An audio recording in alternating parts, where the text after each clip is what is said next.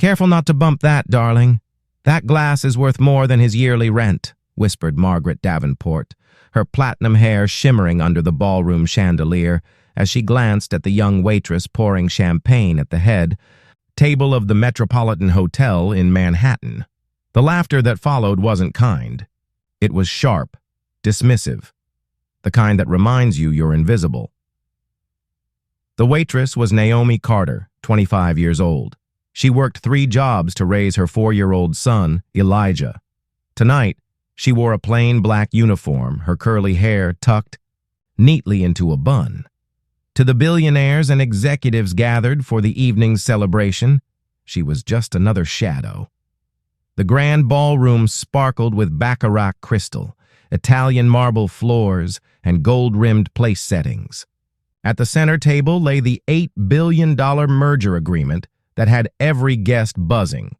Presiding over it all was Jonathan Pierce, a billionaire whose empire was built on ruthless decisions and a reputation that commanded silence.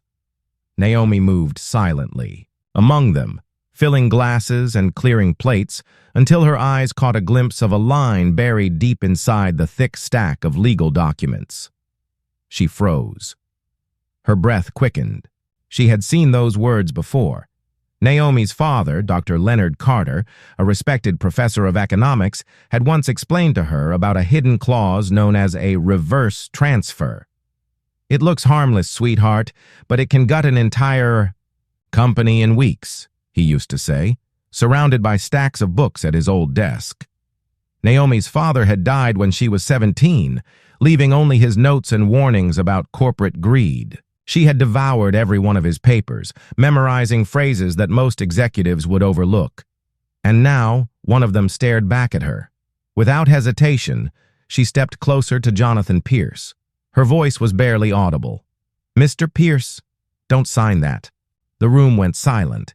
A gray-haired shareholder turned to her, her face twisted with disdain. "Excuse me? Did I just hear a waitress give financial advice?" The table erupted in laughter. A woman in a crimson dress whispered loudly to her companion, "How embarrassing. Someone should explain to her that this isn't a movie." Another man with a thin mustache sneered, "She probably can't even read contracts. She belongs in the kitchen." Naomi didn't flinch. Her hands remained steady as she placed a fresh glass on the table, but her eyes never left the document. Then, pointing to the page with a subtle but deliberate gesture, she repeated firmly, "Transfer of all parent company assets within 30 days. If you sign this, you'll lose everything." This time, the laughter stopped. A shareholder with gold-rimmed glasses snatched the contract and scanned the lines Naomi indicated. Her face drained of color. "Oh my God," she muttered. "She's right." The room buzzed with chaos. Executives denied it. Lawyers scoffed. The lead counsel, Dr. Harrison Beck, barked, "Impossible. A waitress can't understand a contract that took me weeks to draft." But Jonathan Pierce wasn't laughing anymore. His sharp eyes narrowed as he read. The words himself, the weight of Naomi's warning sinking in. "Who taught you to see this?" he asked quietly. Naomi hesitated, then said, "My father. He taught me to look between the lines." The voices around her grew louder, crueler. "She's delusional. This is humiliating. She'll be fired by morning." But Naomi didn't back down. When others saw a waitress, she remembered nights spent studying by candlelight after putting Elijah to bed, her father's books spread across a tiny kitchen table. Every page had prepared her for this moment. As tension thickened, Naomi discreetly pulled her phone from her apron and sent a message. "Dr. Evelyn Morris, urgent, reverse transfer clause, same pattern Dad documented. Please confirm, Dr. Evelyn." Morris wasn't just anyone. She had been Leonard Carter's closest colleague, now a renowned economist whose advice governments sought in times of crisis. She had also become Naomi's quiet mentor after her father's death. Within minutes, Naomi's phone buzzed with a reply. "Naomi, where are you?" Those clauses are lethal. Don't let them sign. I'll be there in 15. Meanwhile, Dr. Beck scoffed. Are we seriously halting an $8 billion deal over the word of a waitress? This is absurd. Margaret Davenport, the platinum-haired socialite, smirked. Darling, people like her need to remember their place. If the press finds out a maid interfered with business, it will ruin us. But Jonathan Pierce's eyes stayed locked on Naomi. He sensed something different in her, an unshakable calm. Moments later, the grand doors swung open. Dr. Evelyn Morris entered, carrying a heavy leather briefcase. Her presence commanded instant silence. "Miss Carter," she said, her voice echoing through the hall. "I received your message. You were right to stop this." Gasps rippled through the crowd.